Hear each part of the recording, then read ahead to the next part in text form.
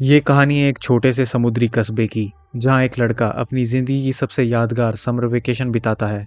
Movie का नाम है समर ऑफ 42।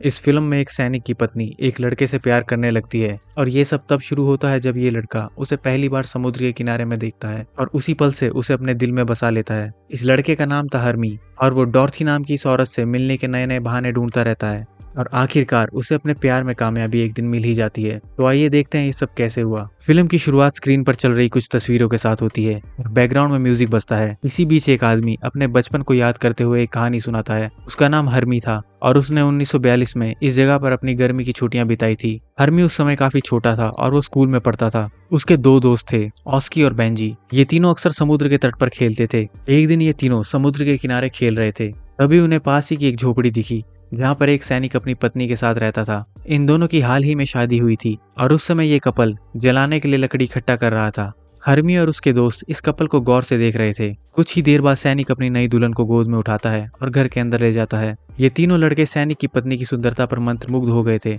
इस औरत का नाम था डॉर्थी और हर्मी डॉर्थी को देखता ही रह जाता है। जब हर्मी के दोस्त वहां से चले जाते हैं तो भी हर्मी वहीं रुकता है और उसकी एक झलक पाने के लिए इंतजार करता रहता है। हर्मी काफी कोशिश के बाद भी डॉर्थी को अपने दिमाग से नहीं निकाल पा रहा था। थोड़ी देर इंतजार करने के बाद ये आखिरकार अपने दोस्तों के साथ समुद्र तट पर वापस आ जाता है। तीनों ने दोपहर समुद्र तट पर ही बिताई और ये तीनों वहां पर मौजूद कपल्स और टूरिस्ट को एक दूसरे के साथ एंजॉय करते हुए देख रहे थे। ये तीनों इस बात पर डिस्कस करते हैं कि कैसे किसी लड़की से बात करनी चाहिए। हर्मी ने कहा कि जब भी वो किसी लड़की से मिलता है तो वो बातचीत करने से पहले उसे एक्सक्यूज मी कहता है, लेकिन उसके दोस्त हर्मी की ये बात सुनकर उस पर हंसने लगते हैं। ये लोग कहते हैं कि ये आइडिया काफी पुराना और उबाऊ है। बाद में ये तीनों समुद्र में तैरने के लिए जाते हैं। वहां पर बेंजी कहता है कि उन्हें किसी लड़की से मिलते ही उसे किस करना चाहिए। इन तीनों की बातों से साफ पता चल रहा था कि ये तीनों वर्जिन हैं और इन्हें डेटिंग का कोई भी एक्सपीरियंस नहीं है। हर्मी अपने दोस्तों के सामने कबूल करता है कि उसे सैनिक की पत्नी डॉर्थी से पहली ही नजर में प्यार हो गया था। उसके दोस्त हर्मी का मजाक उड़ाते हैं और उसे चैलेंज देते हैं कि अगर उसमें हिम्मत है तो डॉर्थी के सामने अपने प्यार का इजहार करके दिखाए।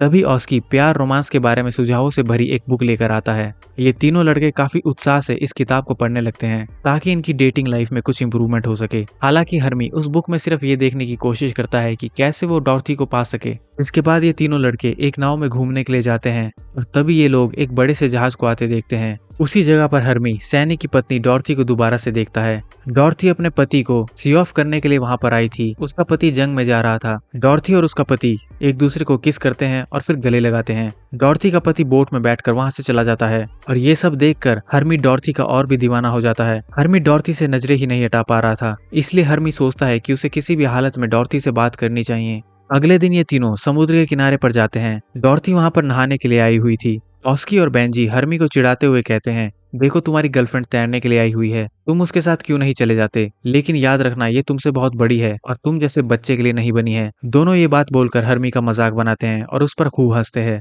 ये दोनों हर्मी को चैलेंज देते हैं, अगर तुम सच में उससे प्यार करते हो तो जाकर उससे बात करो। ये चैलेंज एक्सेप्ट करते हुए हर्मी डॉर्थी के पास चला जाता है। डॉर्थी उस वक्त समुद्र के किनारे पर आराम कर रही थी। जैसे ही हर्मी ने उससे बात करने के लिए हिम्मत जुटाई, उसके दोस्त उसे शर्मिंदा करने के लिए जोर जोर से चिल्लाने लगते हैं। डर के मारे हर्मी वहां से भाग जाता है और हर्मी को भागते हुए डॉर्थी भी देख लेती है। हर्मी को अपने दोस्तों पर काफी गुस्सा आता है क्योंकि उन्होंने उसका मौका बर्बाद कर दिया था। हर्मी ने अपने दोस्तों से झगड़ा किया और हाथापाई इतनी बढ़ गई कि हर्मी की नाक से खून आने लगता है। परेशान होकर हर्मी उन दोनों से दूर चला जाता है। अगले दिन हर्मी जब बाजार में घूम रहा था, उसे डॉर्थी वहां पर दिखाई देती है जो बहुत सारा सामान लेकर अपने घर जा रही थी, लेकिन सामान उठाने में उसे काफी मुश्किलें हो रही थी। हर्मी जानता था कि ये वही मौका है जिसका वो इंतजार काफी दिनों से कर रहा है। हर्मी डॉर्थी के पास जाता है और उससे पूछता है कि क्या वो उसकी कोई हेल्प कर सकता है। इसके बाद हर्मी डॉर्थी से उसके सारे बैग ले लेता है और ये दोनों डॉर्थी के घर की ओर चलते रहते हैं। डॉर्थी कहती है कि उसका घर काफी दूर है, लेकिन हर्मी कहता है कि उसे पता है कि उसका घर कहाँ पर है। घर जाते हुए बेंजी और ऑस्की हर्मी को देख लेते हैं और हर्मी का नाम लेकर पुकारते हैं, लेकिन हर्मी उन्हें पूरी तरह से अनसुना कर देता है। उसका पूरा ध्यान डॉर्थी पर था और अंदर ही अंदर वो उसकी मदद करके काफी खुश था। आखिरकार ये दोनों डॉर्थी के घर पर पहुंचते हैं। हर्मी डॉर्थी का सामान नीचे रखता है और डॉर्थी उसे पैसे देने की कोशिश करती है क्योंकि उसने उसकी काफी हेल्प करी थी, लेकिन हर्मी शर्मिंदा होकर पैसे लेने से मना कर देता है। डॉर्थी कहती है कि फिर वो उसका शुक्रिया कैसे अदा करे। हर्मी ये सुनकर शर्मा जाता है और कुछ नहीं कहता। फिर डॉर्थी हर्मी के लिए कॉफी बनाने को कहती है। डॉर्थी को इम्प्रेस करने के लिए हर्मी कहता है कि उसका सिलेक्शन आर्मी में होने वाला है, वो आर्मी की भर्ती के लिए काफी अच्छे से प्रैक्टिस कर रहा है। डॉर्थी कहती है कि उसकी सिलेक्शन आर्मी में जरूर होगी। बातचीत करते हुए हर्मी काफी अजीब तरीके से कॉफी पीता है। जिससे उसका मुंह जल जाता है। ये देखकर डॉर्थी उसे बर्फ देती है। डॉर्थी हर्मी से पूछती है कि क्या शहर में उसके कोई दोस्त भी हैं। हर्मी कहता है कि उसके 2 दोस्त हैं, लेकिन वो आलसी और बेकार हैं, इसलिए वो उनसे ज्यादा बात नहीं करता। डॉर्थी को इम्प्रेस करने की कोशिश में हर्मी कहता है कि उसे म्यूजिक काफी पसंद है और वो अक्सर अपने स्कूल में हो रही प्रतियोगिताओं में हिस्सा लेता है। डॉर्थी पूछती है कि वो कौन सा इंस्ट्रूमेंट बजाता है। हर्मी कहता है कि वो हारमोनियम बजा सकता है और उसकी आवाज भी बहुत अच्छी है। जब हर्मी वहां से जाने वाला होता है तो डॉर्थी उसे खाने के लिए कुछ चीजें देती है। जाने से पहले हर्मी मुस्कुराता है और डॉर्थी से कहता है कि वो दोबारा मिलेंगे।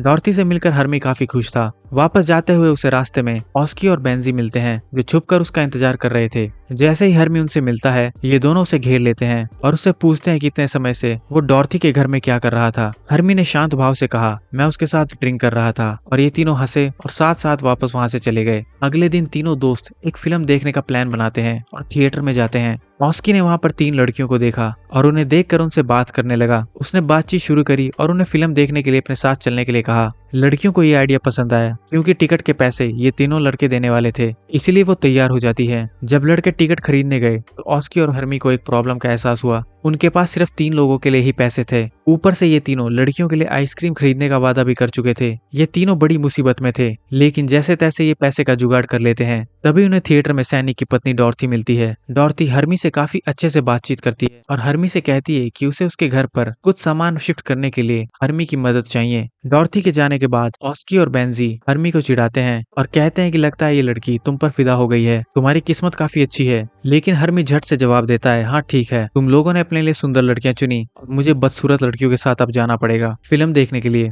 उसके बाद ये तीनों अपनी डेट्स के साथ फिल्म देखने के लिए चले जाते हैं। ये तीनों लड़के फिल्म देखते हुए लड़कियों के करीब आने की कोशिश करते हैं, लेकिन लड़कियां उन्हें छूने से तुरंत रोक देती है। लेकिन हर्मी अपनी डेट के साथ काफी एंजॉय कर रहा था। हर्मी बहुत खुश था क्योंकि उसकी पार्टनर उसके साथ काफी खुश थी। ऑस्की अपनी असफलता से निराश होकर हर्मी की तरफ देखता है, जो अपनी डेट के साथ खूब मजे कर रहा था। अगली सुबह हर्मी डॉर्थी के घर पर गया, जैसे उसने कहा था। जब हर्मी वहां पर पहुंचा तो वो डॉर्थी को देखकर काफी खुश था। सामान शिफ्ट करते हुए हर्मी की नजर डॉर्थी के शरीर पर थी। डॉर्थी भी हर्मी की तरफ देखकर मुस्कुरा रही थी। इस मौके का फायदा उठाकर हर्मी आखिरकार कबूल कर ही लेता है कि वो डॉर्थी को पसंद करता है। डॉर्थी कहती है कि उसे भी हर्मी काफी पसंद है और वो उसके माथे पर किस करती है। इस छोटे से इशारे से हर्मी काफी खुश हो जाता है। वो वहां से सीधा अपने दोस्तों के पास जाता है और उसके दोस्त हर्मी के माथे पर लिपस्टिक के निशानों को देखते हैं। ये दोनों हर्मी से पूछते हैं कि घर में ऐसा क्या हुआ जो डॉर्थी ने उसे किस किया। ये सुन के हर्मी रहस्यमयी बने रहने की कोशिश करता है और उनके सवालों को टाल देता है। बाद में ऑस्की और हर्मी एक प्लान बनाते हैं कि ये दोनों थिएटर में मिली उन लड़कियों के साथ बीच के किनारे पर रोमांस करेंगे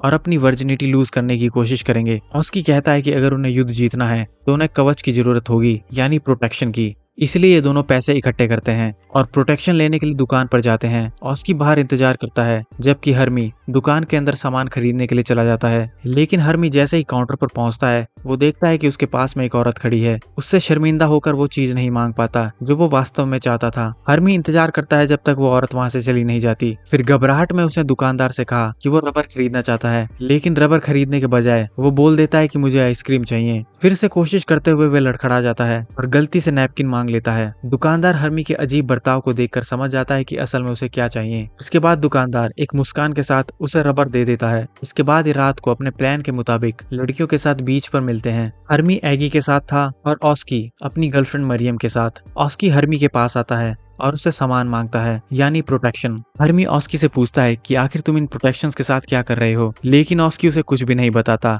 और प्रोटेक्शन उससे छीन कर वहां से चले जाता है। एगी ये देखकर हैरान होती है कि आखिरकार ऑस्की बार बार हर्मी के पास आकर क्या ले जा रहा है। एगी थोड़ा दूर जाती है और ऑस्की और मरियम को इंटीमेट होते हुए देखती है और उसे समझ में आता है कि हर्मी का प्लान उसके साथ क्या करने का था। ये देखकर एगी वहां से तुरंत भाग जाती है और अपने घर चली जाती है। अगली सुबह हर्मी समुद्र के किनारे पर अकेले टहल रहा था जब उसने डॉर्थी को अकेले बैठे हुए वहां पर देखा। डॉर्थी उस वक्त एक लेटर लिख रही थी। हर्मी डॉर्थी के पास जाता है और उससे पूछता है कि क्या उसे उसकी हेल्प की जरूरत है। डॉर्थी कहती है कि उसे कोई भी हेल्प की जरूरत नहीं है। हर्मी कहता है कि वो रात को समुद्र के तट पर टहलने के लिए वापस आएगा और वो डॉर्थी से पूछता है कि क्या वो उसके साथ टहलने के लिए जाएगी। डॉर्थी ने एक पल सोचा, फिर वो मान गई। ये सुनकर हर्मी वहां से खुश होकर भाग जाता है। अगले दिन हर्मी शाम होने का काफी बेसब्री से इंतजार करता है। वो दिन भर बेचैन रहता है। उसने ध्यान से अपने लिए नए कपड़े चुने और वो अच्छे से तैयार हुआ। उस शाम जब वो डॉर्थी के घर पर जाता है, रास्ते में उसकी मुलाकात ऑस्की से होती है। ऑस्की उसे बताने की कोशिश करता है कि उसकी गर्लफ्रेंड मरियम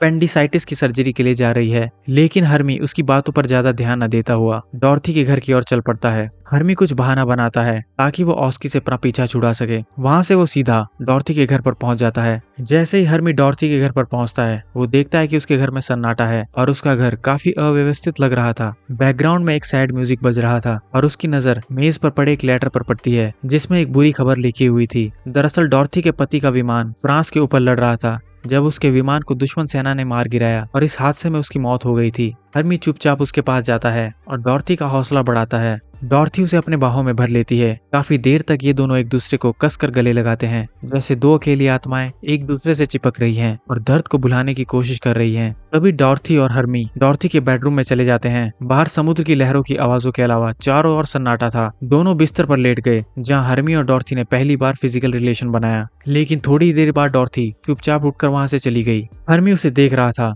और उसे एहसास हो जाता है कि शायद वो उसके पति की जगह कभी नहीं ले पाएगा। डॉर्थी ने उसे गुड नाइट कहा और भारी मन से हर्मी डॉर्थी के घर से चला गया। अगले दिन ऑस्की हर्मी से मिलता है और उसे बताता है कि उसकी गर्लफ्रेंड मरियम धीरे धीरे ठीक हो जाएगी, लेकिन अभी भी हर्मी डॉर्थी के ख्यालों में डूबा हुआ था। वो डॉर्थी के घर दोबारा जाता है, लेकिन वहां पर उसे कोई भी दिखाई नहीं देता। ऐसा लग रहा था कि डॉर्थी घर छोड़कर जा चुकी थी। मेज पर उसे हर्मी के लिए एक पत्र मिलता है जो डॉर्थी ने उसके लिए लिखा था। जिसमें डॉर्थी ने लिखा था कि मैं तुम्हें छोड़कर जा रही हूँ, मुझे उम्मीद है कि तुम मुझे समझोगे। मुझे अब घर लौटना है और अपने जीवन पर ध्यान देना है, लेकिन मैं तुम्हें कभी भी नहीं भूलूंगी। इस पत्र को पढ़ने के बाद कृपया मुझे हमेशा अपने दिल में रखना। मेरी इच्छा है कि तुम्हारा जीवन खुशियों से भरा रहे। ये लेटर पढ़ने के बाद हर्मी कुछ देर तक चुपचाप खड़ा रहता है और डॉर्थी को याद करता है। इसके बाद वो वहां से चला जाता है और इसी के साथ ये मूवी एंड हो जाती है।